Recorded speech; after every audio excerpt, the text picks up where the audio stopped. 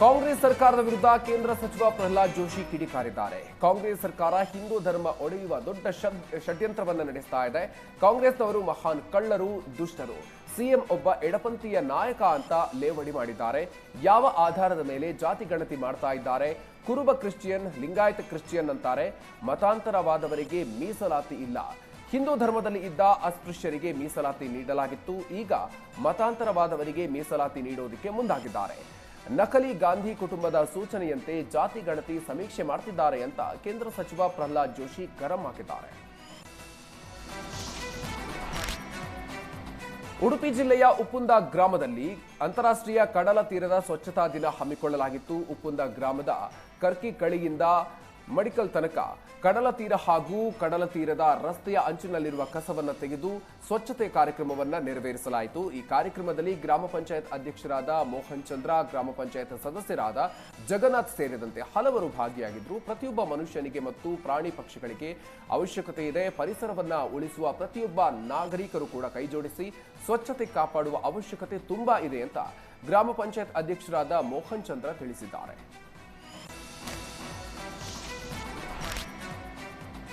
CM Siddaramaiah ವಿರುದ್ಧ BJP ರಾಜ್ಯಾಧ್ಯಕ್ಷ B Y Vijayendra ಕಿಡಿಕಾರಿದ್ದಾರೆ. ಸಿಎಂ ಸಿದ್ದರಾಮಯ್ಯಗೆ ಯಾಕೆ ಇಂಥ ದುರ್ಬುದ್ಧಿ ಬಂದಿದೆ ಗೊತ್ತಿಲ್ಲ.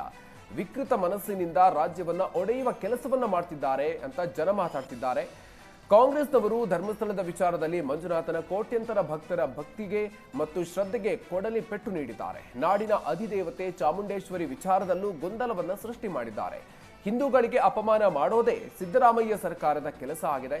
ಸಿದ್ದರಾಮಯ್ಯ ಜಾತಿ ಜನಗಣತಿ ಹೆಸರಲ್ಲಿ ಸಮಾಜಗಳ ಮಧ್ಯೆ ವಿಷಬೀಜ ಬಿತ್ತುವ ಕೆಲಸವನ್ನ ಮಾಡ್ತಾ ಇದ್ದಾರೆ. ರಾಜ್ಯದ ಎಲ್ಲಾ ಜಾತಿ ಸಮಾಜದವರು ಸಿದ್ದರಾಮಯ್ಯ ಸರ್ಕಾರದ ಷಡ್ಯಂತ್ರ ಮತ್ತು ಕುತಂತ್ರಕ್ಕೆ ಬಲಿಯಾಗಬೇಡಿ.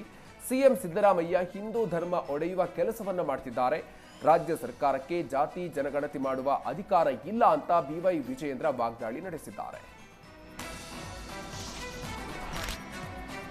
ರಾಜ್ಯದಲ್ಲಿ ಜಾತಿ ಜನಗಣತಿ ಸುತ್ತ ಪರ ವಿರೋಧ ಚರ್ಚೆ ಆಗ್ತಾ ಇದೆ. ಸಿಎಂ ಸಿದ್ದರಾಮಯ್ಯ ವಿರುದ್ಧ ಮಾಜಿ ಸಚಿವ ಸುನೀಲ್ ಕುಮಾರ್ ವಾಗ್ದಾಳಿಯನ್ನ ನಡೆಸಿದ್ದಾರೆ. ಧರ್ಮಗಳ ಕಾಲಂನಲ್ಲಿ ಕ್ರೈಸ್ತ ಜಾತಿಗಳನ್ನ ಸೇರಿಸಿದ್ದಾರೆ. ಸಿಎಂ ಕ್ರಿಶ್ಚಿಯನ್ ಗರ್ಭಗುಡಿಯಲ್ಲಿ ರಾಜಕೀಯ ಮಾಡ್ತಾ ಇದ್ದಾರೆ. ಸಿದ್ದರಾಮಯ್ಯ ಕರ್ನಾಟಕದ ಪೋಪ್ ಆಗೋದಕ್ಕೆ ಹೊರಟಿದ್ದಾರೆ ಅಂತ ಸುನೀಲ್ ಕುಮಾರ್ ಲೇವಡಿ ಮಾಡಿದ್ದಾರೆ. ರಾಜ್ಯ ಸರ್ಕಾರ ಮುಲ್ಲಾ ಪಾದ್ರಿಗಳ ಕೈಗೊಂಬೆ ಆಗೋದಕ್ಕೆ ಹೊರಟಿದೆ. ಜನಗಣತಿ ಹಿಂದೆ ರಾಜ್ಯದ ಹಿತ ಅಡಗಿಲ್ಲ. ಸಾಮಾಜಿಕ ನ್ಯಾಯದ ಆಶಯ ಶಿಲುಬೆಗೆ ಏರಿಸಬೇಡಿ. ಸಿದ್ದರಾಮಯ್ಯ ಸಂವಿಧಾನ ಹೇಗೆ ಅರ್ಥ ಮಾಡಿಕೊಂಡಿದ್ದಾರೆ ಅಂತ ಗೊತ್ತಿಲ್ಲ. ಆಯೋಗಕ್ಕೆ ಜನ ಮುತ್ತಿಗೆ ಹಾಕುವ ಮುನ್ನ ಮೊದಲು ಇದನ್ನು ಕೈ ಬಿಡಬೇಕು ಅಂತ ಶಾಸಕ ಸುನೀಲ್ ಸರ್ಕಾರದ ವಿರುದ್ಧ ಉಡುಪಿಯಲ್ಲಿ ಕಿಡಿಕಾರಿದ್ದಾರೆ.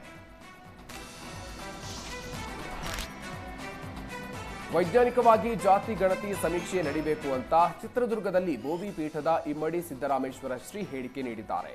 ಪೂರ್ಣ ಪ್ರಮಾಣದ ಗಣತಿ ಆಗೋವರೆಗೆ ಕಾಲಾವಕಾಶವನ್ನು ವಿಸ್ತರಿಸಬೇಕು. ಬೋವಿ ಸಮುದಾಯದ ಜನ ಧರ್ಮ ಹಿಂದೂ ಅಂತ ಬರೆಸಬೇಕು. ಜಾತಿ ಬೋವಿ ಅಂತ, ಉಪಜಾತಿ ವಡ್ಡರ ಅಂತ ಬರೆಸಿ ಅಂತ ಬೋವಿ ಪೀಠದ ಇಮ್ಮಡಿ ಸಿದ್ದರಾಮೇಶ್ವರ ಶ್ರೀ ಕರೆ ನೀಡಿದ್ದಾರೆ.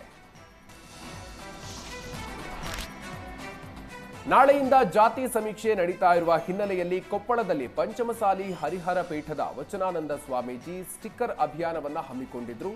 ಕೊಪ್ಪಳ ನಗರದ ಪಲ್ಲೇದ್ ಓಣಿಯಲ್ಲಿ ಸಾಮಾಜಿಕ ಮತ್ತು ಶೈಕ್ಷಣಿಕ ಸಮೀಕ್ಷೆ ಬಗ್ಗೆ ಮನೆ ಮನೆಗೆ ಸ್ಟಿಕ್ಕರ್ ಹಚ್ಚುವ ಮೂಲಕ ಅಭಿಯಾನವನ್ನ ನಡೆಸಿದ್ರು. ವಚನಾನಂದ ಸ್ವಾಮೀಜಿಗೆ ಮಾಜಿ ಸಂಸದ ಸಂಗಣ್ಣ ಕರಡಿ ಸೇರಿದಂತೆ ಸಮಾಜದವರು ಸಾಥ್ ಕೊಟ್ಟಿದ್ದಾರೆ. ರಾಜ್ಯದಲ್ಲಿ ನಾಳೆಯಿಂದ ಜಾತಿ ಜನಗಣತಿ ಆರಂಭಕ್ಕೆ ಮಾಜಿ ಸಚಿವ ಅಶ್ವಥ್ ನಾರಾಯಣ್ ಕಿಡಿಕಾರಿದ್ದಾರೆ. ಸಮೀಕ್ಷೆ ಹೆಸರಲ್ಲಿ ಸರ್ಕಾರ ಹಿಂದೂ ಧರ್ಮ ಒಡಿತಾ ಇದೆ. ದಲಿತ ಕ್ರಿಶ್ಚಿಯನ್, ಲಿಂಗಾಯತ, ಬ್ರಾಹ್ಮಣ ಕ್ರಿಶ್ಚಿಯನ್ ಹೊಸ ಜಾತಿ ಸೃಷ್ಟಿಸಿದ್ದಾರೆ. ಕ್ರಿಶ್ಚಿಯನ್ ಜಾತಿ ಪಟ್ಟಿಯನ್ನು ಎಲ್ಲರೂ ಕೂಡ ಖಂಡಿಸಿದ್ದಾರೆ. ಆದರೂ ಸರ್ಕಾರ ಅಧಿಕೃತವಾಗಿ ಕಾಲಂ ರದ್ದು ಮಾಡಿಲ್ಲ. ಇದು ಹಿಂದೂ ಸಮಾಜವನ್ನ ಒಡೆಯುವ ಪ್ರಯತ್ನ. ಮೀಸಲಾತಿ ಕಿತ್ತುಕೊಳ್ಳೋದಕ್ಕೆ, ಮತಾಂತರಕ್ಕೆ ಉತ್ತೇಜನ ನೀಡಲು ಷಡ್ಯಂತ್ರ ನಡೆಸ್ತಾ ಇದ್ದಾರೆ ಅಂತ ವಾಗ್ದಾಳಿ ನಡೆಸಿದರು.